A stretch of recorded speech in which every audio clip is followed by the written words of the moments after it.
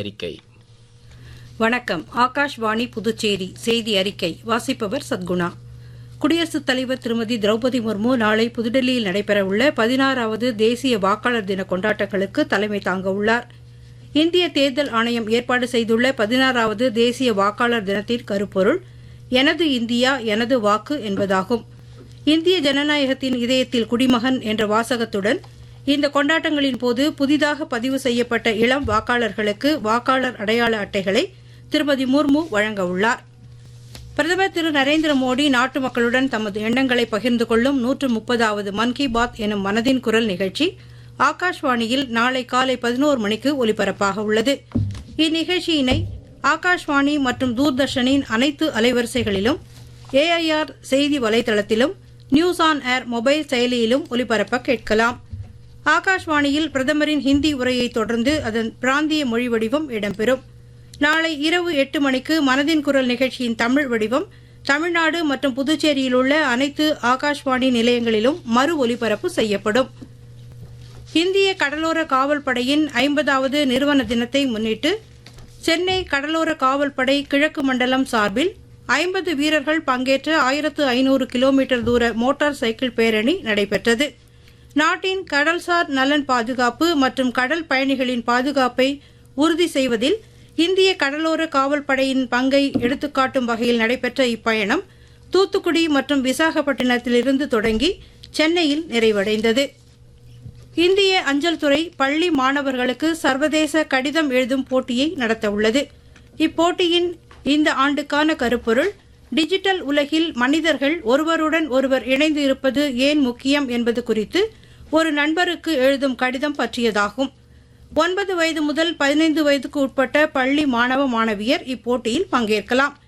விண்ணப்பிக்க கடைசி நாள் பிப்ரவரி மாதம் 20ஆம் தேதியாகும். மாநில அளவில் வெற்றி பெறும் முதல் 3 இடங்களுக்கு முறையே 25,000, 10,000, 5,000 ரூபாய் பரிசாக வழங்கப்பட உள்ளது. இதேபோல் தேசிய அளவில் வெற்றி பெறும் முதல் 3 இடங்களுக்கான பரிசுத் தொகை முறையே 50,000, 25,000, 10,000 ரூபாயாகும். மேலும் தேசிய அளவில் விருதுகள் வழங்கப்படும் எனவும் அஞ்சல் துறை அறிவித்துள்ளது. கணினி அறிவியல் மற்றும் தகவல் தொழில்நுட்ப படிப்பு முடித்த புதுச்சேரியைச் சேர்ந்த பட்டதாரிகளுக்கு மாதம் 10,000 ரூபாய் உதவித்தொகையுடன் கூடிய 1 வருட கால டிஜிட்டல் பயிற்சி திட்டம் தொடங்கப்பட்டுள்ளது. பொறியியல் மற்றும் தொழில்நுட்ப பட்டதாரிகளுக்கு நேரடி நடைமுறை அனுபவத்தை வழங்கும் வகையிலும் ஒரு முறையான கட்டமைப்பின் அரசு திட்டங்களின் செயல்பாடுகளை மேம்படுத்தவும் தொடங்கப்பட்டுள்ள இப்பயிற்சியில் யூனியன் பிரதேசத்திற்குள் அமைந்துள்ள முன்னணி தொழில்நுட்ப நிறுவனங்களில் நேரடியாக பணியாற்ற 150 விண்ணப்பதாரர்களுக்கு வாய்ப்பு வழங்கப்படும். 2023, 24 மற்றும் 25 ஆகிய ஆண்டுகளில் 60% மதிப்பெண்களுடன் தேர்ச்சி பெற்றவர்கள் மட்டுமே விண்ணப்பிக்க முடியும். மேலும் புதுச்சேரி வேலைவாய்ப்பு அலுவலகத்தில் கட்டாயம் பதிவு செய்திருக்க வேண்டும். விண்ணப்பிக்க வரும் 31ஆம் தேதி கடைசி நாளாகும்.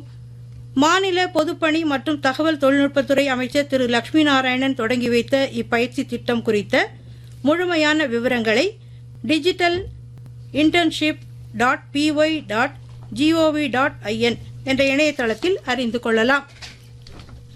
இந்தோனேஷியாவில் மேற்கு ஜாவா மாகாணத்தில் பெய்து வரும் கனமழையால் ஏற்பட்ட நிலச்சரிவில் சிக்கி 7 பேர் உயிரிழந்தனர் மற்றும் 82 பேரை காணவில்லை என்று தெரிவிக்கப்பட்டுள்ளது.